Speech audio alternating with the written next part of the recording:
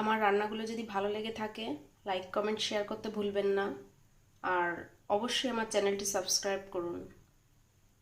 আপনারা সঙ্গে থাকলে আমি নতুন নতুন রেসিপি আনতে খুব সুবিধা হবে।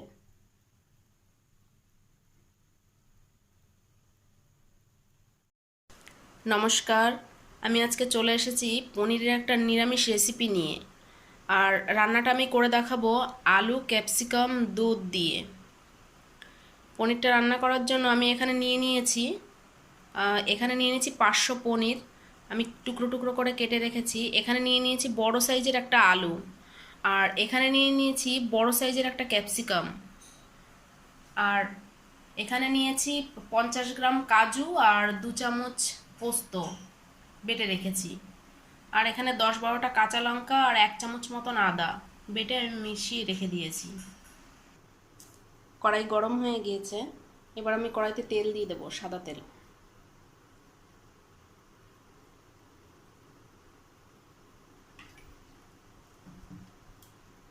তেলটা গরম হয়ে গিয়েছে, এবার আমি এর মধ্যে পনিরগুলো দিয়ে দেবো।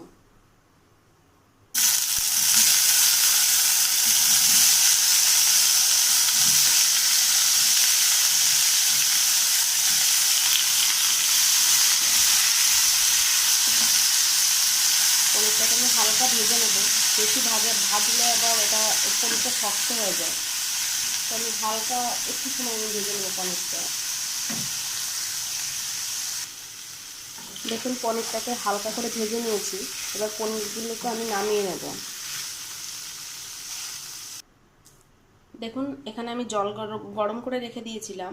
এর মধ্যে আমি দিয়ে দিয়েছিলাম 1/2 চামচ লবণ আর 1/2 চামচ মতন চিনি। এর মধ্যে আমি ভেজে রাখা পনিরগুলোকে দিয়ে দেব, যাতে পনিরগুলো সফট থাকে।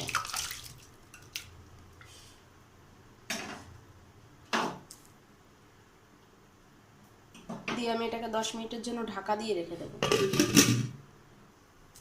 এবার ওই একই কড়াইতে আমি আর একটু তেল দিয়ে দেব।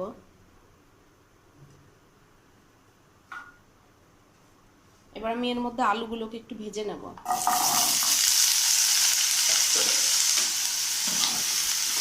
আলুটাকে হালকা একটু ভেজে নেব আমি। দেখুন, আলুটা ভাজা হয়ে গিয়েছে, এবার আলুগুলোকে আমি তুলে নেব। ওই একই তেলের মধ্যে আমি দিয়ে দেবো 1 চামচ ঘি।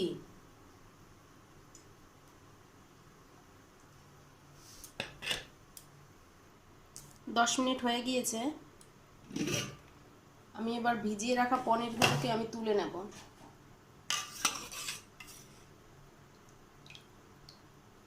জল ঝরিয়ে রাখবো। তেলটা গরম হয়ে গিয়েছে, এর মধ্যে আমি এবার দিয়ে দেবো কাঁচা লঙ্কা আর আদা বাটা।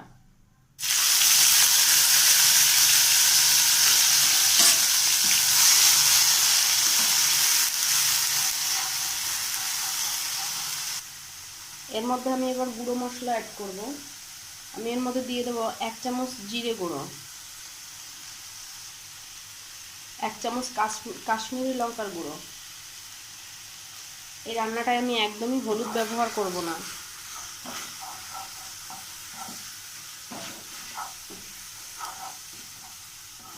মশলাটাকে আমি 1 মিনিট মতন কষিয়ে নেব।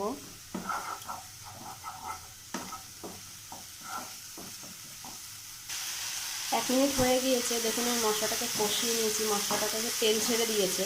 এর মধ্যে আমি দিয়ে দেবো কাজু বাদাম আর পোস্ত বাটা।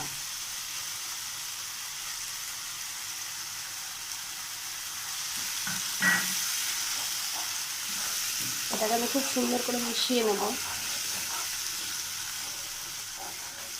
খুব সুন্দর করে মিশিয়ে নিয়েছি এটাকে। এবার আমি এটাকে 3 মিনিট কষিয়ে নেব ভালো করে। বারবার নাড়া দিতে থাকতে হবে, নইলে আবার নিচ থেকে লেগে যাবে। 3 মিনিট হয়ে গিয়েছে, মশলাটাকে আমি সুন্দর করে কষিয়ে নিয়েছি। এর মধ্যে আমি দিয়ে দেবো ক্যাপসিকাম। আমি আলুটাকে আগে ভেজে নিয়েছিলাম, ক্যাপসিকামটাকে ভাজিনি,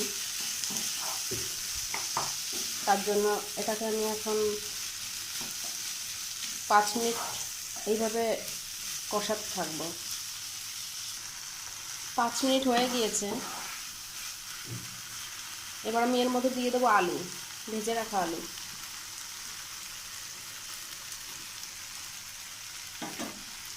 আলুটাকে আমি সুন্দর করে মিশিয়ে নেব।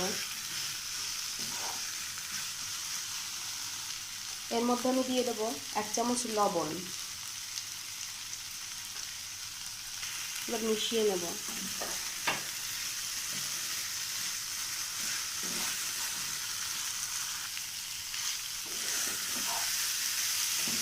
সুন্দর করে মিশিয়ে নিয়েছি। এবার আমি এর মধ্যে দিয়ে দেবো পনির।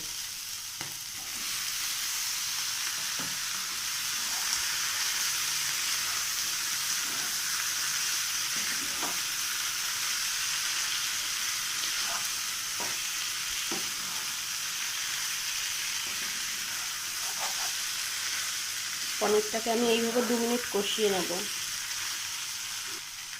কষানো হয়ে গিয়েছে। এবার আমি এর মধ্যে দিয়ে দেবো 1 বাটি দুধ।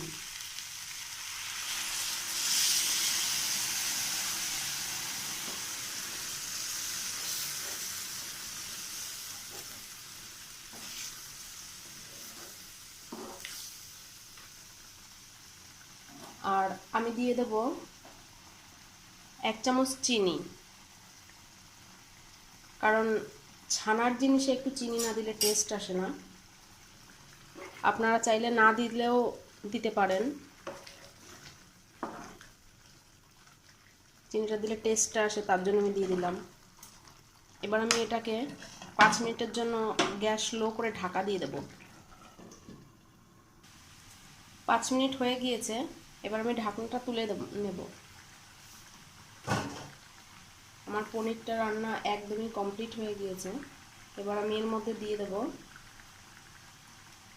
প্রায় রান্নাটা কমপ্লিট হয়ে গিয়েছে। এবার আমি এর মধ্যে দিয়ে দেবো একটু গরম মশলা গুঁড়ো।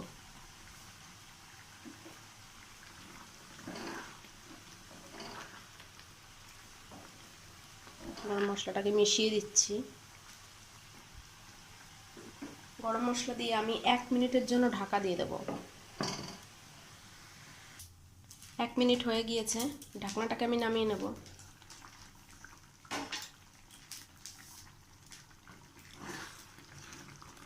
কি অসাধারণ একটা সেন্ট বেরিয়েছে। আমার পনির রান্নাটাও একদম কমপ্লিট। এবার আমি নামিয়ে নেব।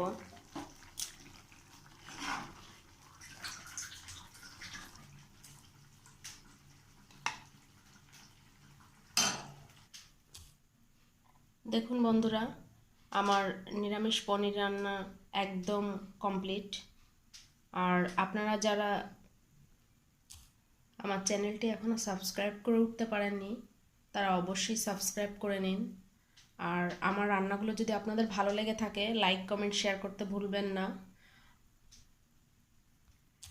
আর নিরামিষ এই রেসিপিটা খেয়ে দেখুন, মাছ মাংস খাওয়া ভুলে যাবেন, এতটাই সুস্বাদু।